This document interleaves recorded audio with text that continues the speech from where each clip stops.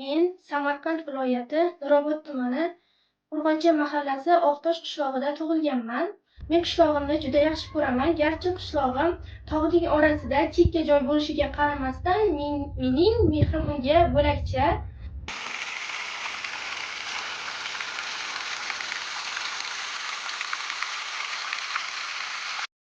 Men hozirda 49-umumiy o'rta ta'lim maktabining 9-B sinf o'quvchisiman.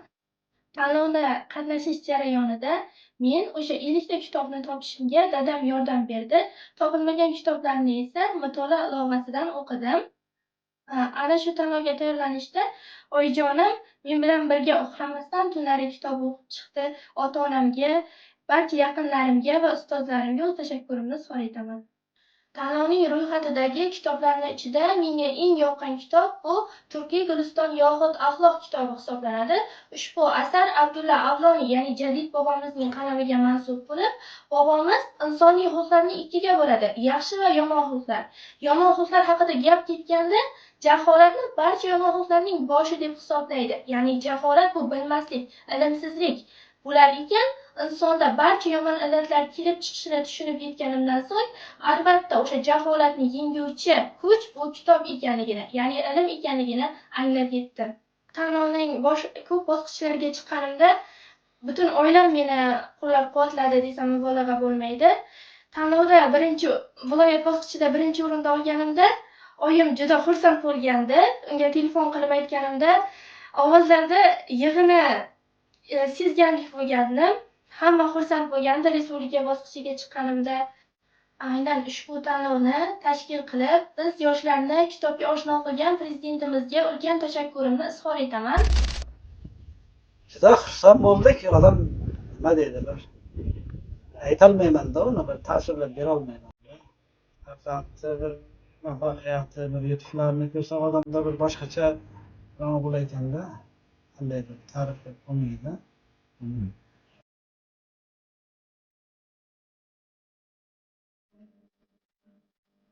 Prezident bobomizga rahmat. Mana kitob o'qib Toshkentda ko'rdik. Mana endi Andijonga yo'l olyapmiz. Nasib bo'lsa qizim yuqori cho'qqilarga chiqib mashina minsa Xudoyimga ming qadar shukrlar deyman. Qizim doimo o'qigan, mashinalar yutgan, doim omadingni berib, shunday ro'za Ramazon kunlari Xudoyim o'zi senga oq yo'l bersin. Xudoya Xudoyim, Xudoyim o'zi uylar qilib beraylik. Bilasizmi, bu tanlov boshlanganda birinchi marta tanlovni ko'rganimda, adashmasam 2007-yil Narpay tumanidan mohimizni Shomurodga chiqqan edik. O'shanda shunaqangi bir havas uyg'ondi, shunaqangi bir qanday meni farzandlarim shu tanlovda qatnashsa, shu tanlovda qatnashib bizni faolligini ko'rsatsa deb shunaqangi orzu qilgandim. Keyin qizlarimda shu tanlovga qiziqtirish, kitob olib kelib shu tanlovda qatnashish qiziqtirish istagi paydo bo'ldi. Birinchi turmush farzandim Mehriniso, keyin Mohinur. Mohinur birinchi marta qatnashganda, o'shanda telefon qilganda, aya, viloyat bosqichida birinchi o'rinda oldim deganda, bilasizmi? Gap bilan, so'z bilan hech qanday farqlanmaydi. O'sha respublika chiqqanda, respublika qatnashib, o'sha televizorda ko'rganimda, qarang, qanchalik yaxshi niyat qilsangiz, o'sha niyatingiz amalga oshishini, o'sha misolga Mohinisa Shomurodova kelganda, mana inson qanchalik yaxshi niyat qilsa, o'sha harakat, o'sha oldiga qo'ygan maqsadini to'g'ri qo'yib, farzandlariga o'zi sharoit yaratib bersa, har qanday niyatiga, har qanday maqsadiga yetsa bo'lar ekan. Xudoga shukur, qizim ishonchimni oqladi. Nasib bo'lsa, mana yana bir katta bir marra oldida turibdi. Respublika bosqichi kutmoqda. Nasib bo'lsa, buni ham oqlaydi, men qizimga ishonaman. Prezidentimizga mingdan ming rahmat, o'sha farzandlarimizni kitobga oshno qilgani uchun, mashina berib bo'lsa ham kitob o'qitiraman degan va'dasini ustidan chiqqani uchun, qolaversa yoshlar agentligiga ham kattakon rahmat. O'sha chekka olisdagi yoshlarni, chekka joydagi o'quvchilarni topib, o'sha kitobga bo'lgan qiziqishini orttirib, o'sha yuksak marralarni zabt etganiga juda ham xursandman. Prezidentimizga, Yoshlar ishlari agentligiga kattakon rahmat.